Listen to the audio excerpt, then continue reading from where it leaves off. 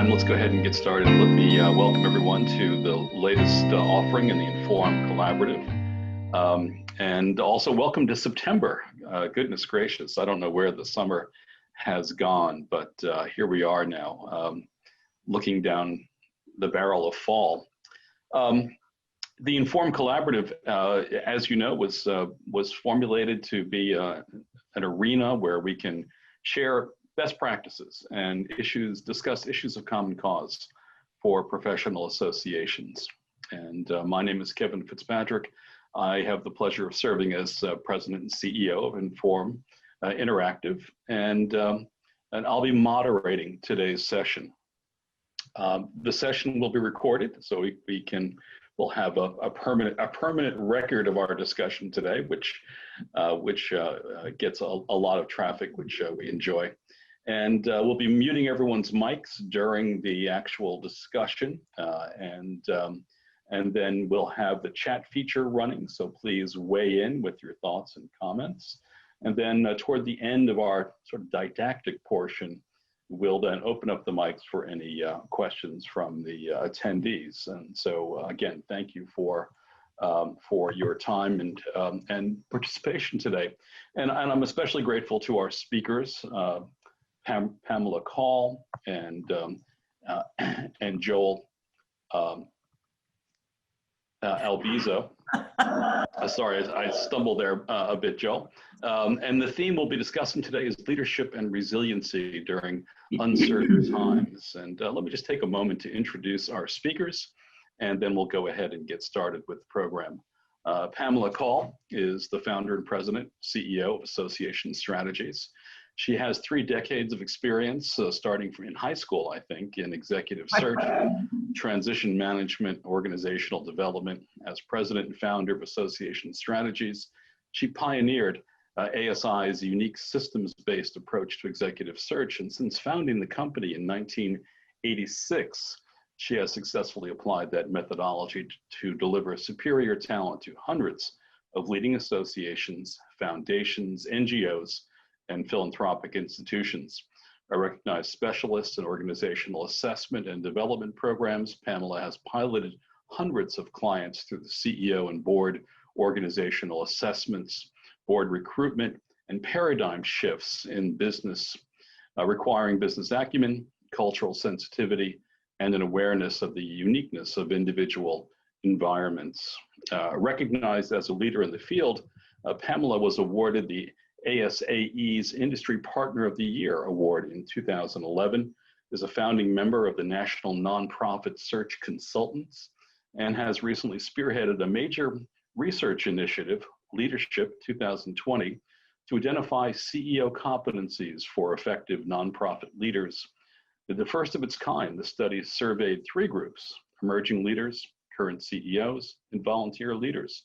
And preliminary studies have been released with several study groups and a toolkit to follow in the months ahead. Now, when she's not doing all that, and I don't know what time could possibly be available with all of that activity, Pamela serves on the boards of numerous philanthropic organizations, is an industry advisor to boards, committees, CEOs, and she's a frequent speaker and presenter and writer for business and professional organizations, and a requested presenter at national conferences and at national and international meetings. And we're very grateful for her time and her generosity today. Welcome, Pamela. Thank you. And our other participant today will be Joel Albizo. Joel is a chief executive at the American Planning Association. While there, he partners with elected leadership, members, staff, partners, and advisors to help create great communities for everyone. Joel previously served as CEO of the Council of Landscape Architectural Registration Boards, where he led innovations in professional testing, regulatory advocacy, and association governance. He has also served as Deputy Executive Director for the Society of Actuaries, where he led major organizational change initiatives as well as award-winning branding programs. As a volunteer leader, Joel served as president of the Federation of Associations of Regulatory Boards, whose members serve over 500 boards and who regulates some 5 million professional licensees. He also served as a board member and treasurer of the American Society for Association Executives and was named a fellow in 2008. At the local level, Joel has served as president of the National Capital Chapter of Public Relations Society of America, where he led its first strategic planning process and helped the team earn national awards for chapter leadership and excellence in professional development programming. Joel has also been using his time during the pandemic and the quarantine to sharpen his musical skills. And perhaps if the conversation drags, which I'm sure it won't, we could have a musical interlude as part of our program today. But with that, let me just say, offer a warm welcome to Pamela and to Joel. Thank you very much, Kevin. Good to be with all of you. Thank you. So our discussion today the theme of our discussion is leadership and resiliency during uncertain times. And having introduced the background of our panelists today, I think you can see why I was so excited to have both of these individuals share their thoughts on this important and timely topic. So let me start by asking you, Pamela. We talk about this new normal and emerging into a new normal. Is that truly the trajectory that you see, or do you think we're just going to go back to business as usual once the world opens back up again? You know, Kevin, my first reaction is I hope so. In many ways, business as usual was already a disaster. So in many ways, I think our goal should be to fight the virus and transform our organizations into a more humane and secure workplace. And by that, I mean redesigning the employee experience to provide for more creativity, experimentation, and maybe even make room for some failure. What a concept, right? History tells us that out of crisis comes change. And it seems in such moments like this that what is historically been wrong in our organizations and in society, for that matter, is highlighted and revealed in all of its splendor. So I think this is an opportunity to pay attention to the possibility that this disaster might shake us loose from our old ways. So I welcome whatever change is afoot. Excellent, thank you, Pamela. Joel, let me pose the same question to you. Well, sure. First, I was looking for the like button so that I could like what Pamela just said. I thought that was brilliant. You know, nobody really knows what the next normal will look like. I feel like we're in a new normal right now, certainly compared to early March. We don't know what the next iteration of normal will be. But, you know, there's just been so much structural shift, I think. I just don't see how we go back. We have a different economy than we did on March 1st. Objectively, it's different. We feel differently about where we eat, where we shop, where we work, where we play because of our fear of getting sick. And all of us hopefully are reckoning with racism and what it's done to our country. All in all, I just think too much has changed for us to snap back, and I really don't see the dynamics at play that would take us back to pre-pandemic. So, you know, I think while there's a lot of comfort in what we know and in the past, I think Pamela was absolutely right. If we look at it in a clear-headed way, there were many, many, many things that didn't work and that were broken. And we would all meet together as association executives and reflect on that and not do anything about it. So maybe now is the time, and we'll talk about that a little bit more. So yes, put me down for the new normal. The winner's column. Yeah.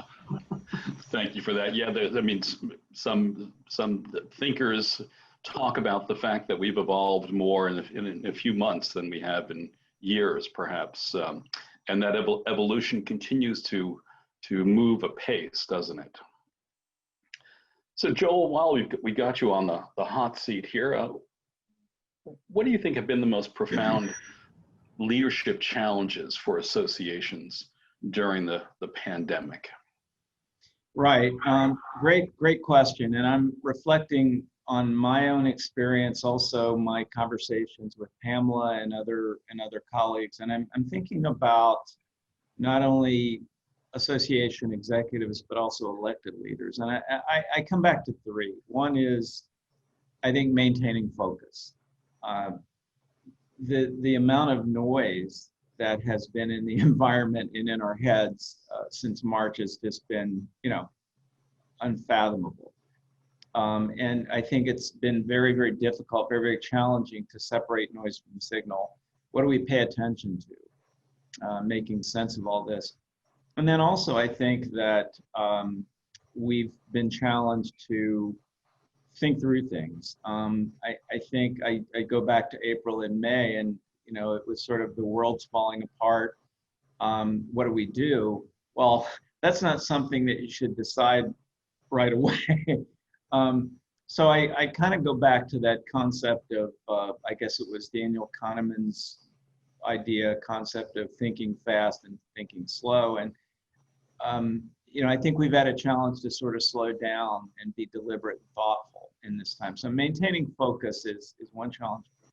The other challenge is just keeping people energized, keeping them engaged, and keeping them filled with what, this is not an original quote, but what grounded optimism. We have to believe that things are going to get better, but we also need to be grounded in reality and be able to deal with the things that we need to do each day. And then finally, I think the challenge has been getting beyond survival. I think that most of our organizations are really dialed into 2021. How we're thinking that that's going to be the bottom of the trough, and if we can just get through that, how do we get this budget together? How do we avoid, laying off a bunch of people? How do we do it? At some point we need to really get beyond that kind of mentality. Like we just need to survive 1 year and then everything's going to be okay. So I think that's been a real challenge. So maintaining focus, keeping people engaged and optimistic, and getting our thinking moving beyond just merely survival and thinking about how we kind of prepare to thrive.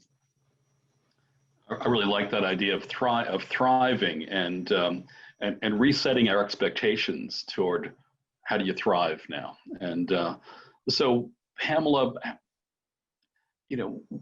again, the same question to you, the profound challenges for leadership and how do we get to thriving?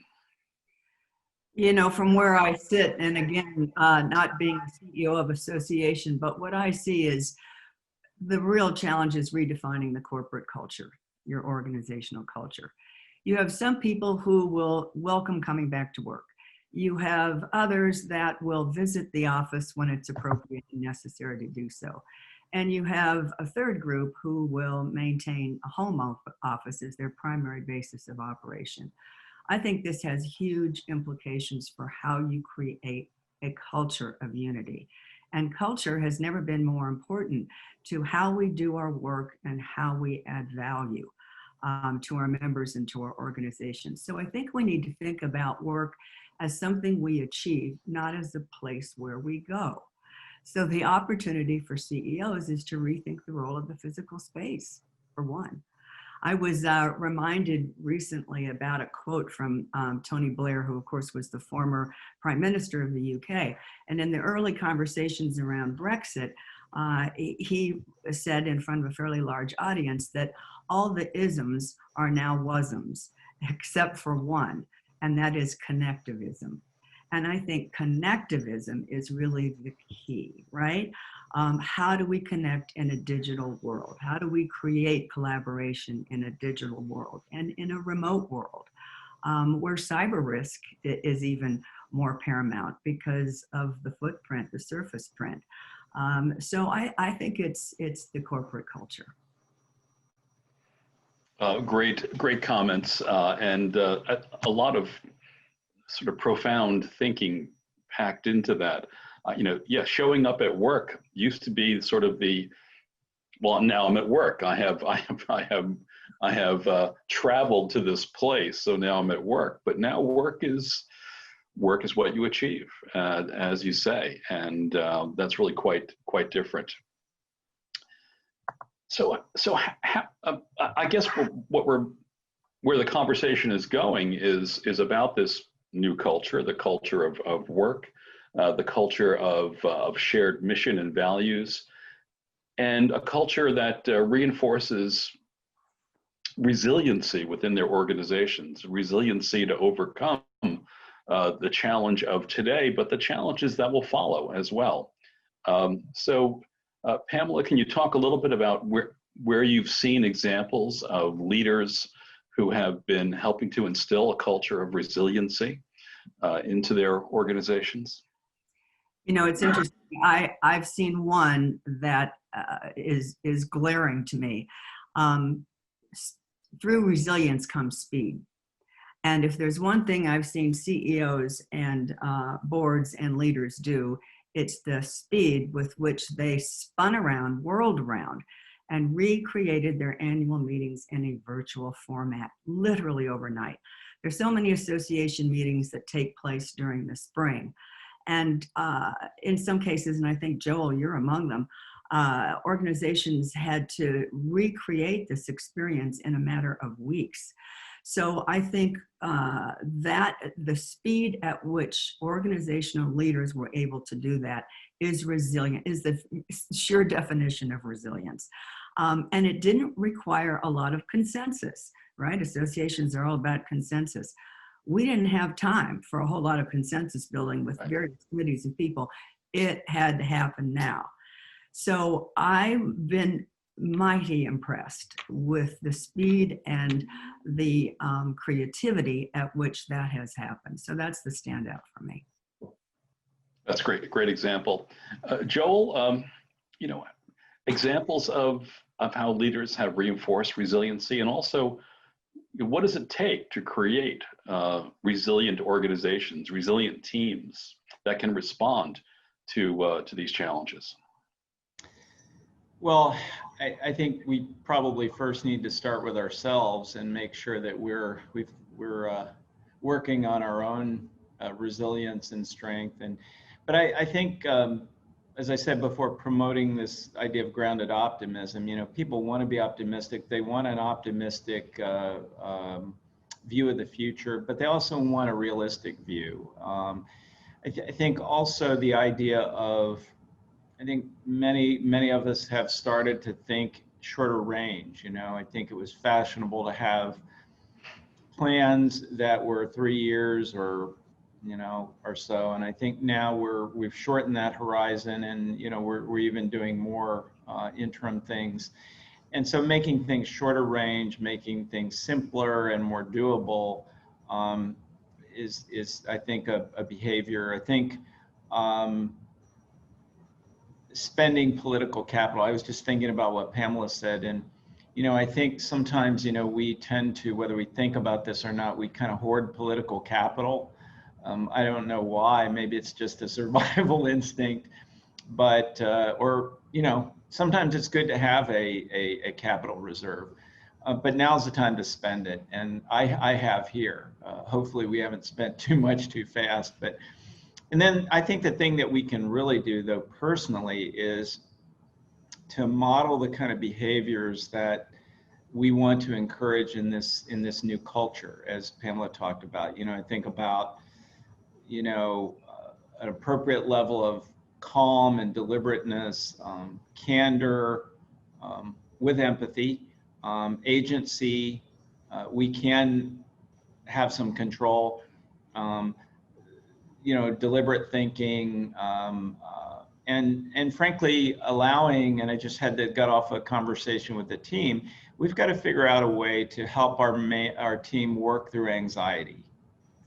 We can't take it away. And we're not PhD psychologists, but I think that one of the things that we have learned, as we've all read and listened to discussions about the concept of grit, now is an opportunity for us to really develop that in ourselves and in our teams. And so I think by helping our team work through this anxiety, I think we're going to be all better for it. Amen. Well, I've not heard anyone, we've been doing a lot of discussions like this on the new normal, address the issue of anxieties in such a straightforward fashion. And it really resonates with me, what you've said. The anxiety is real, isn't it? And you can't explain it away. There, but that's certainly not going to be conducive to a healthy work environment, will it? Right. Great. Well, so going forward, will members have new expectations, you think, of associations, and will boards have new expectations of association executives? Pamela, do you think things will change in terms of those expectations of leaderships and leadership teams? It's an interesting question. And what we're hearing now and seeing in job descriptions are words quite different from what we used to see. So it's a lot of those C words, confident, creative, and compassionate leaders. I've never seen the word compassionate in a job description in my life, a position profile. That's coming through loud and clear on all the survey work that we do.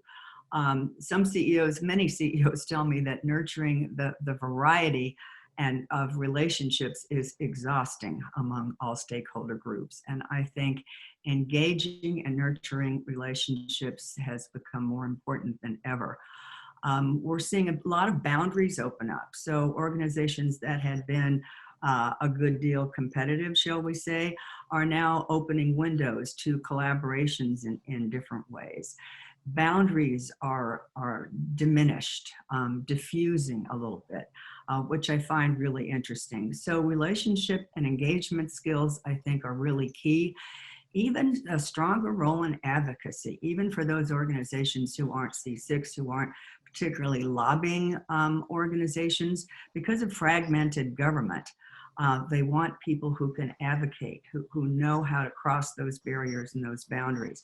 So I think it's heavy on the relationship side, heavy on the compassionate side, and that confidence, to give other people confidence that we can get through this, and not only get through it, but be better. Great comments. And, a wise person recently said to me, and actually, Pamela, it might have been you, as I think about it now, people say we're all in this together, right? We're all in this together. And they said to me, and again, it might have been you, that said, we're not all in this together, and that's nonsense. And the parent at home with 3 children who are not in school is very different from the empty nester who can more comfortably work from home, or the individual who is under financial distress because of these conditions. The social turmoil that we're in. We're not all in this together, and I think it does place a premium now on leaders who can be compassionate, who can actively listen and be sensitive to needs of their team members that might not have been as important or as importantly recognized previously. That is so true. Everyone's life quakes are different. And it's the job of the leader to recognize these and to support people in whatever stage they're in. It's a big change. It is a big change. Joel, same question to you now. New expectations of leaders and of associations. Well, really a fascinating discussion, Kevin and Pamela. Building on what was just said, I think that this is probably already, and will continue to do so, is creating a new norm, kind of a new threshold for what is a competent association executive. Yeah. The things that we we are experiencing right now, really most of us, all of us for the first time. And, you know, there's every indication that this is going to continue for a while and maybe even longer as we come out of this, is really likely to become a new baseline. So, you know, I think about things, and we've always talked about agility, but we've sort of thrown it into a long list of attributes. But now I think we will truly have to demonstrate agility. And that's tough when organizations are not culturally agile. So how do you demonstrate agility in an organization that's not culturally agile? Well, you've got to help change it. Entrepreneurial behaviors, you know, that we always say that, but, you know, how do we, for example, today somebody came up with an idea at a micro level that said, well, why do we need to maintain an image laboratory or a repository? You know, it takes time, and it was a pet project of some leader years ago. And, you know, I use that as an example to say, well, let's look at this, because there's a lot of things we can learn from this, including the fact that this is the exact opposite of entrepreneurial behavior. In other words, when some influential person says, I know what a problem is and I know what we need to do about it, and then we go and do it, it usually doesn't work out very well. Well, the days of doing that are over, because we don't have the bandwidth to keep doing that stuff. I think resourcefulness, you know, I think that organizations of all kinds have been living off surplus membership dues and things like that and trade show revenue for too long, and it has distorted, you know, our business models and operations, and toughness. I think grit. I don't know how an association executive gets through the next 2 years without an extraordinary amount of grit. And then, as was just said, you know, and I don't think you're either a compassionate person and you're either somebody who appears to care or not, you know. But I think the challenge is fusing all of these really high-end business attributes with, you know, this this persona that, you know, makes people feel cared about and like they are paid attention to. As far as members, I think it's really, you know, they're expecting that we know and feel their pain. And that pain, those pain points are very different. I just got off the phone with a elected leader of ours. He is the commissioner of the New York City Parks Department, you know, not a little program. And they are really, as you can imagine, struggling. And he is a Black planner, and you know, he has met with a number of young Black planners, students, and they just do not understand his perspective, and he doesn't truly understand theirs. But, you know, somehow we're going to have to figure out how to understand, to know, and feel pain points, and to be able to address those in a way that makes sense, so that we keep our coalitions together. So it's an interesting time to be alive, and certainly an interesting time to be an association CEO. Great comments. You know, Barb on the chat mentions the dichotomy between stewardship and managing, right? Are you a leader or are you a boss, right? And we've mistaken, I think, bossness for leadership in the past, and now we're seeing the stark separation of those types of management philosophies. So, Barb, I agree with you on that. You know, as we're we try to keep this to about a 40-minute experience because we know everyone's busy. So let me do this. Let me ask one more question of our panelists, and I would ask the participants if they have some questions they'd like to pose, either through chat or or to make comments once we open up the mics. Please do so. And I'll sort of conclude my prompts with this one. And Joel, I'll address it to you first. What do you think is probably the most timely piece of advice that you could offer to an association leader? That would be to, if we can all remember what it's like to fly, because I know we haven't been doing a lot of that lately. My advice would be turn headwinds into tailwinds. Rather than give you some examples, rather than fighting to recapture the magic of the in-person meeting, develop a business model that takes you to online delivery. You're going to use it for a long time. Instead of eking out a few more dollars here or there, chasing that elusive next revenue stream, which they're hunted to extinction. Manage your portfolio. Start by managing your portfolio. Stop doing things that don't make sense. Spend some of that political capital. Jettison everything operationally that doesn't add value, and that includes your performance system. Create some bandwidth. You know, empower people to stop doing things that don't make sense. Learn how to create new value for your members in the organization. And the way I think about that, one way I think about that is to take smaller and smarter bets and learn from them. And finally, and Pamela alluded to this at the very beginning, and I just think we have got to get to a more sustainable pace. We cannot do this for 2 years. And I think by getting ourselves, and we need to start by modeling it, but by getting ourselves to a more rational pace while still being able to create value, I think we've done a great service to talking about stewardship to, you know, I guess future generations. Yeah, I couldn't agree more. Pamela, same question to you. Is there a single piece of timely advice you might wish to offer? I always hate only being given one choice, Kevin. I know you do. That's why it was so fun to force me into that, huh? Yes. I'll tell you what, I'll give you two. How about okay. I had three. But I'll reduce it to two. Well, one we talked about, that's compassion. I think that's really important. But I would say focus on the future and challenge others to do the same. As many of you know, I read a lot of studies, and there was a recent study that a group of consultants asked a number of CEOs who were transitioning to different organizations. And they said, now that you're leaving your current organization, do you have any regrets, things that you wish that maybe you would have done more of, less of, whatever, that you're going to take to your current organization?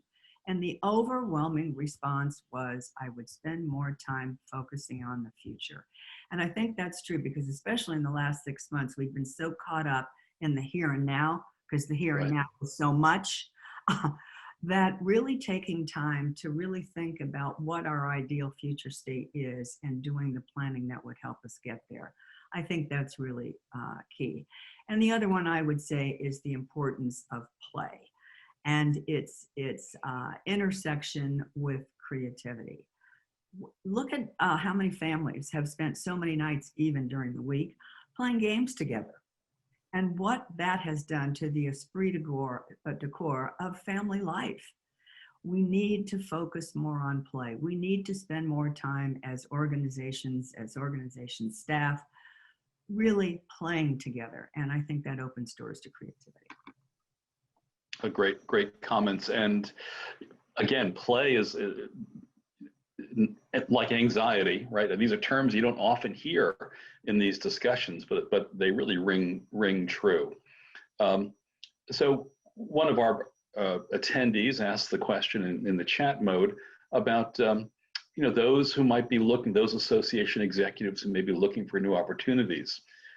What attributes can the potential new applicant bring to an organization that you think would be most timely, most welcome, most meaningful in the search for a new role, perhaps? Well, I think it's dependent upon the association, but if there's one thing other than the things that we already mentioned here that we see is stronger CEOship, if you will. I think organizations are looking to CEOs to really put a stake in the ground and to be strong and competent and confident leaders. That sounds like a bit of a nuance, but it's pretty big because they realize that it's liquid, it's white water in their institutions and organizations. And they're looking to the executives, the one constant, to be that calming voice, and to really exercise that CEO-ship. So it's the relationships, it's all those other things, but really having the confidence, demonstrating that you really know this job, and then you can help guide the organizations through this evolving landscape, because we all know it's different today than it was yesterday. I mean, every time you go somewhere, there seems to be a different practice in place that we adapt to. So it's how to adapt in evolving times and thrive in it. Excellent. Joel, thoughts on that? Well, I was just taking notes and building on that. You know, those points, I think that making sense of all this. Whitewater is a great example. It is. The only difference it would be that not only this is not whitewater in one direction, it's whitewater coming in all directions, including top and bottom. So I think the ability to be seen as, because, you know, it's not just who you are and what you do and who you know you are, it's being seen as, to be seen as somebody that can make sense of what's happening in the environment and how that relates to the industry or the profession. And then again, the ability to adapt to it, because I can make sense of it and add a lot of clarity, which is very, very helpful. But then it's sort of like, well, what do we do?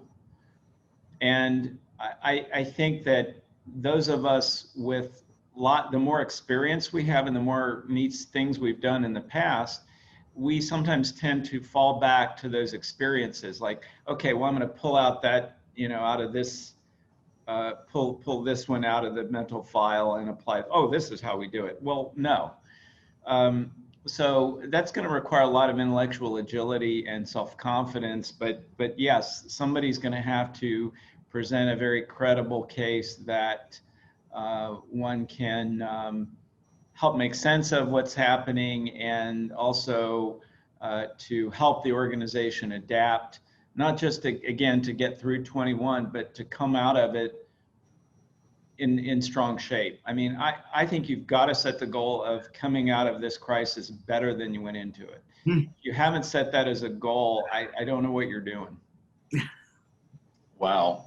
I love it. I love that, and the optimism and energy that implies. It's very, very helpful. Let's open up the mics for anyone who might have a question in the time remaining.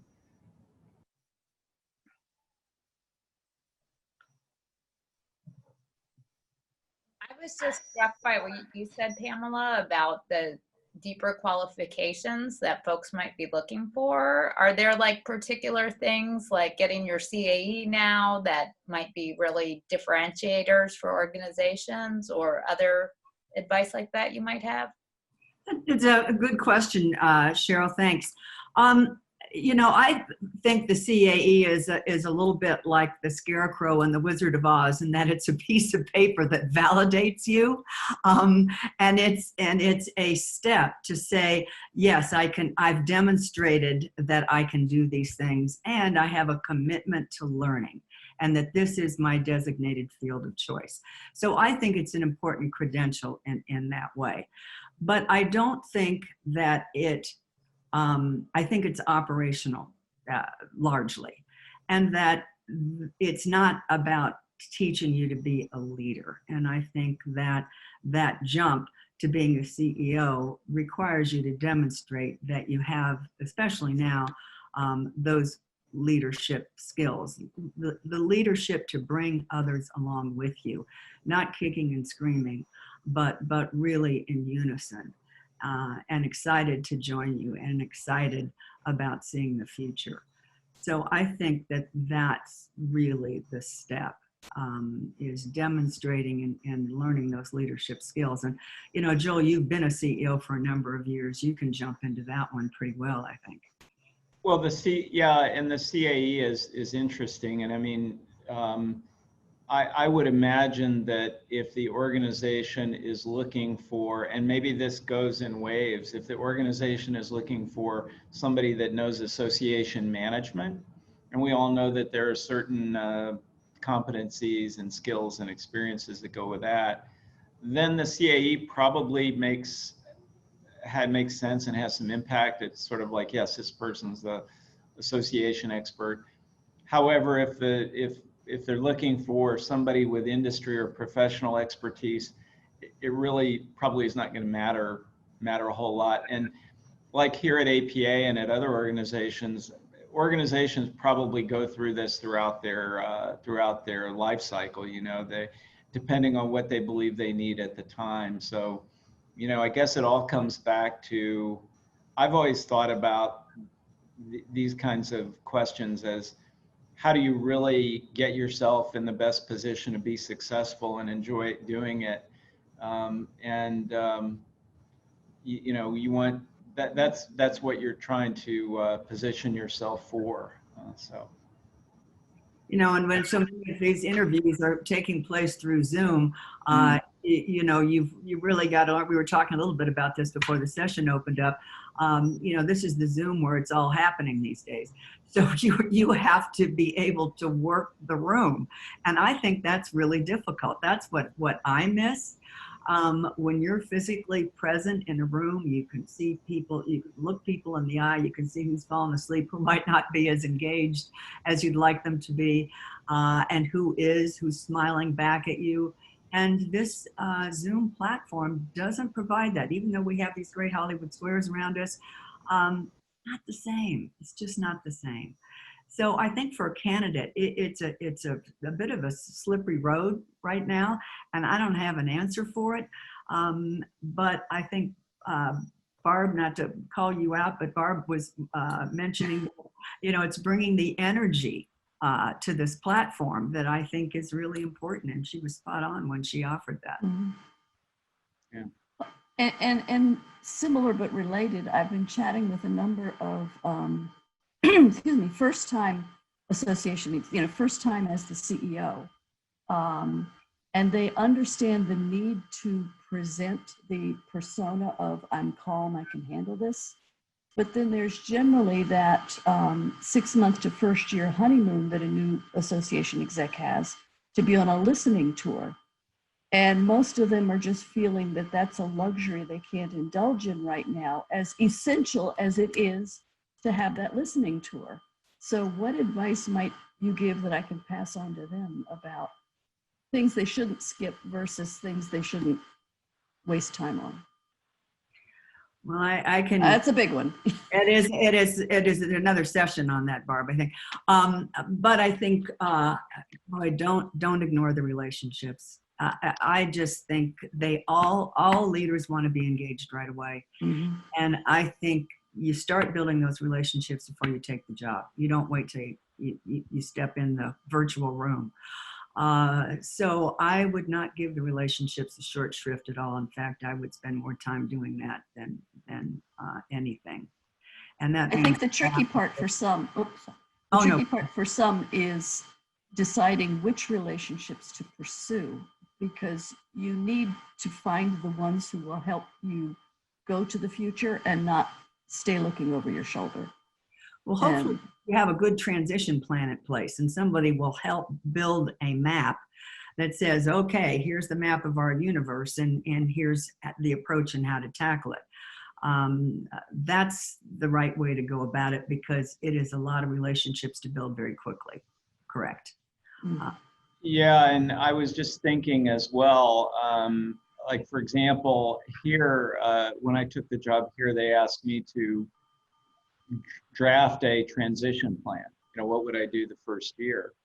And because I've been around Pamela so long and listening to her wisdom, I knew, you know, that to think about, well, what are the key relationships? And you know, I think what happens when you're a new CEO, well, particularly if it's your first CEO job, but when you're a new CEO at any place, you are overwhelmed. You do not have time to develop a million relationships because you have so much else to do. So what I've found is most productive is develop a great relationship with the chief elected officer. Number one. And number two, an equal number one, is develop a strong relationship with the staff leadership, whoever that is. Because particularly if it's an organization of any size and scale, you have got to be able, well, it goes without saying why you need a great relationship with the chief elected officer, but you're going to get more done, and your life is going to be made so much more enjoyable by having relationships with people on your team who are respected, who are leaders, who are change agents. So you do have to, I think you do have to sort of think about it that way, because there are just so many other demands on your time. Mhm. That's Thank you. great. Very good. Well, we're losing some of our attendees, but they're sending their greetings and their thanks to our participants today, and we're also at about 10 minutes to the hour. So I want to give you a little time back in your busy day. Let me conclude by thanking everyone who's been an attendee today, but especially our speakers, Pamela and Joel. Thank you for your time, your energy, and the generosity with and your candor on these important topics. So thank you all very much. Great to be with you. Thank you. Really enjoyed it. Thank you. Take care all. Bye now. Bye.